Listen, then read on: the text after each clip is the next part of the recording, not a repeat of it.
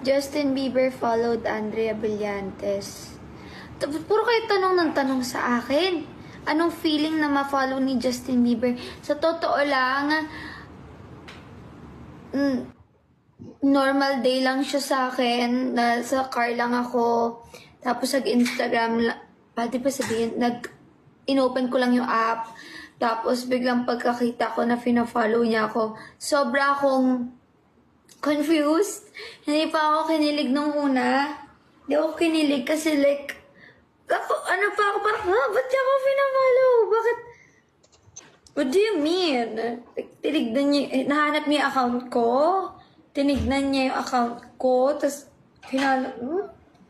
parang ganun yung thought process ko nun. Parang, i-check nyo nga guys, baka nagpa-follow siya ng madaming tao, tapos sa pagtripan niya lang mag-click-click, 'di ba?